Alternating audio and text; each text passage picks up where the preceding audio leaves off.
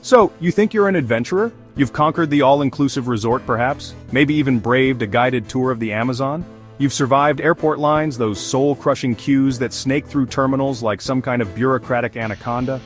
TSA pat-downs, the awkward dance of modern travel where personal space goes to die? And overpriced water? That tiny bottle of hydration costing more than a gallon back home? Congratulations. Indiana Jones, you are not. You're a seasoned traveler, sure, but are you ready to ditch the script? But let me introduce you to a different kind of travel. A travel that throws the rule book out the window.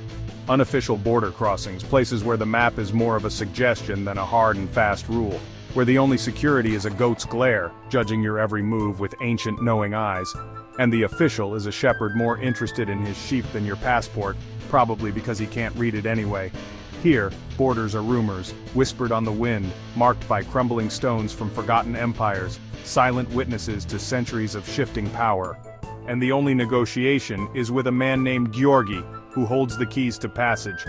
Who might let you pass if you compliment his Lada, a vintage masterpiece of Soviet engineering or so he believes. It's raw, unfiltered, a landscape untouched by the manicured hand of tourism, and probably a terrible idea, a logistical nightmare, a potential disaster waiting to happen. Which is exactly why it's so much fun. The thrill of the unknown, the challenge of the unpredictable. Airports strip you of dignity. They reduce you to a collection of liquids and metal objects. Here you add layers of clothing, layers of experience, layers of stories. Mud on your boots, a badge of honor earned through sweat and perseverance.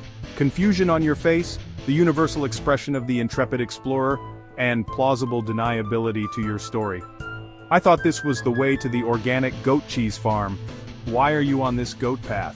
What compelling reason could you possibly have? You're a lost ornithologist, of course, binoculars glued to your face, notebook clutched in your hand, searching for the elusive Caucasian snowcock, a bird so rare it might as well be a myth, with a GPS that's just your phone with no signal, a useless brick in the middle of nowhere. This isn't for those who think roughing it means slow hotel Wi-Fi. This is for those who embrace the discomfort. It's for people who see maps as possibilities, not boundaries, who understand that the best stories are found off the grid. Here rules are written in languages you don't understand, cryptic symbols hinting at regulations long forgotten, and enforced by people who never got the memo. Or maybe they did and they just don't care. It's a beautiful, chaotic dance, a symphony of uncertainty played out against a backdrop of stunning scenery.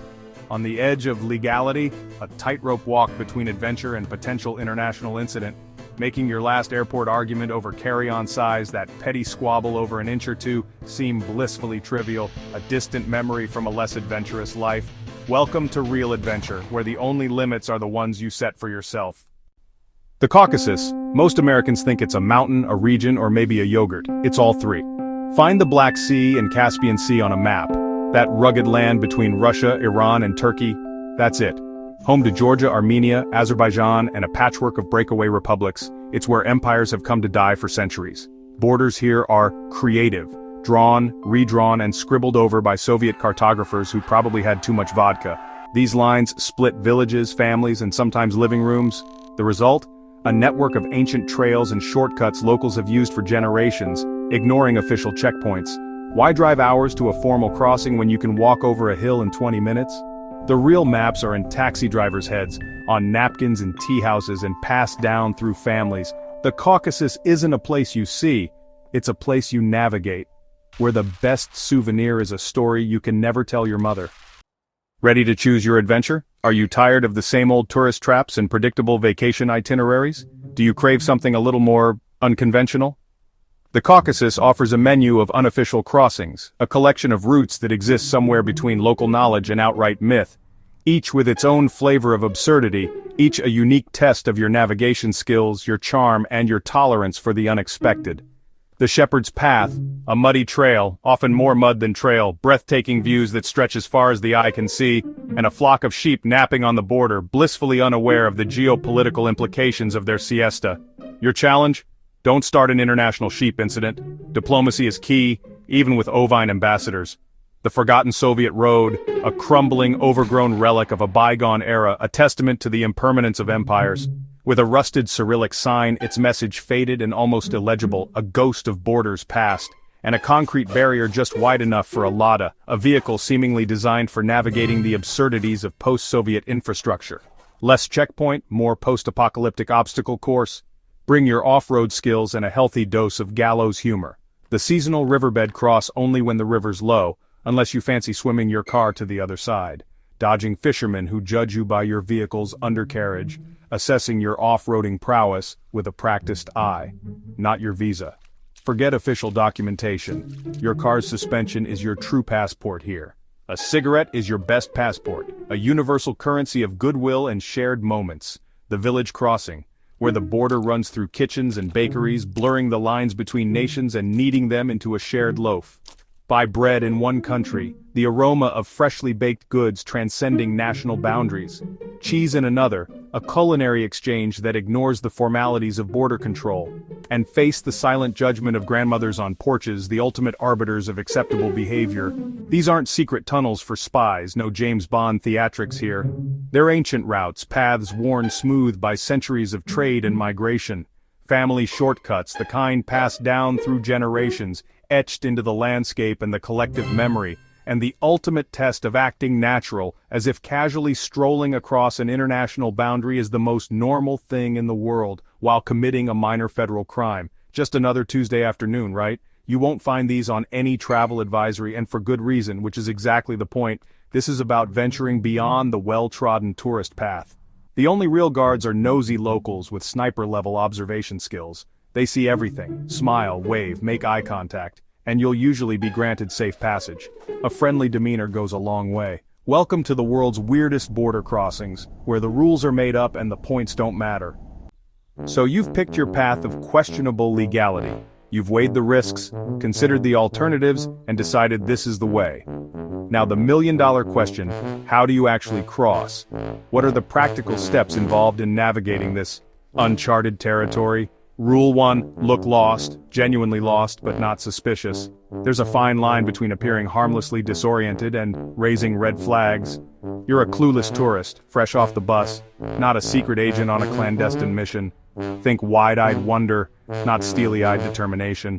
Dress down, think faded t-shirt, the kind you've had for years and wouldn't be caught dead wearing at home. Dusty jeans, preferably with a few strategically placed rips and stains to enhance the well-traveled look.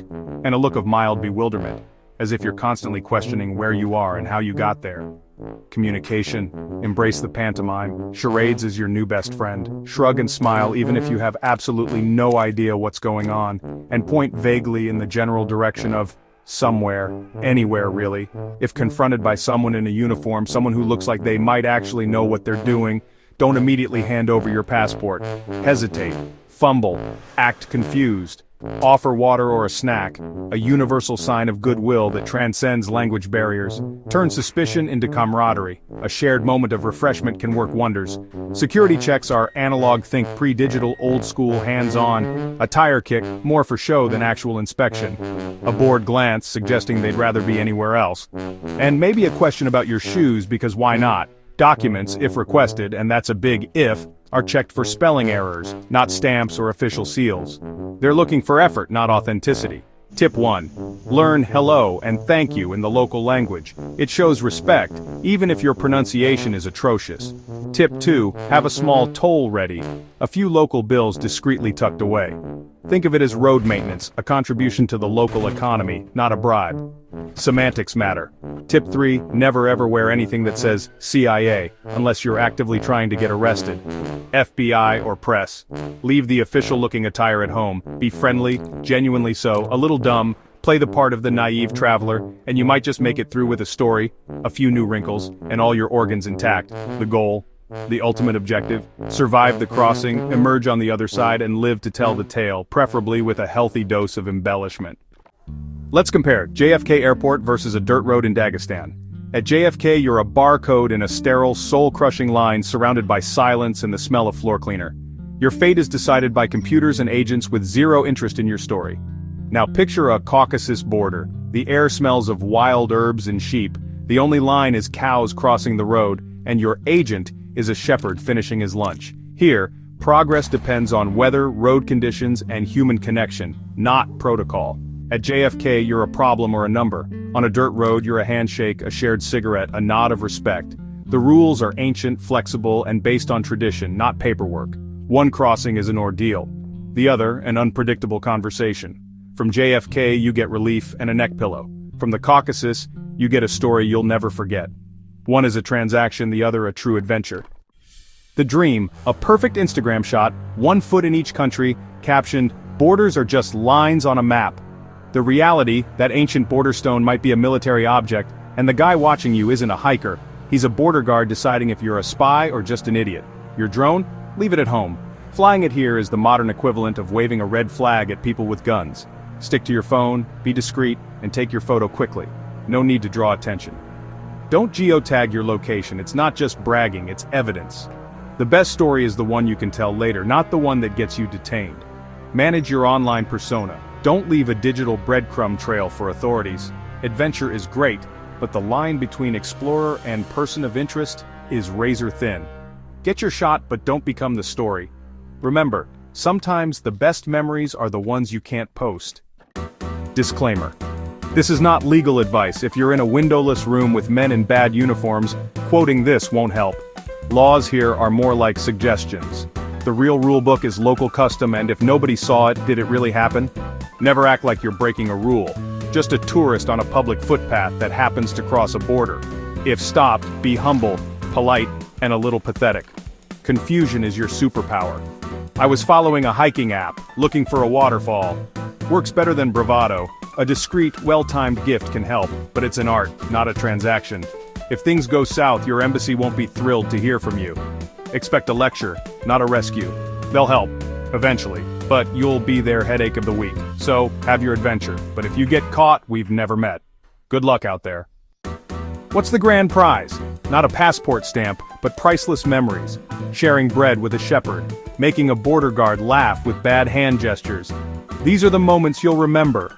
The silence of the mountains, the taste of strong tea in a hut that doubles as customs, the freedom of standing on a ridge with no fences in sight. Of course, there's anxiety. A Jeep with tinted windows, hiding your camera, the thought of your mother having a panic attack if she knew. The thrill is proportional to the risk. The best stories always have a little what if. You're not just collecting photos, but moments of real human connection. You're learning to navigate a world run on trust and intuition. Not schedules or credit cards. That's the kind of memory no trouble can take away. So, there you have it. The wild, irresponsible world of secret border crossings in the Caucasus. It's not about geography, but psychology. Trading airport certainty for mountain uncertainty. This isn't for everyone. If your idea of adventure is a hotel pool, stick to the main roads. For the curious, brave, and slightly foolish, the real connections are made in the spaces between the lines. It takes humor, humility, and the ability to see absurdity in serious situations. This kind of travel changes you, stripping away pretense, relying on wits and kindness. You'll come back with stories Cancun can't compete with, and a deeper understanding of the world. But remember, the mountains and borders are real, and so are the consequences. Be smart, be respectful, and know when to turn back. If you get caught, you don't know me. Safe travels, you crazy adventurers.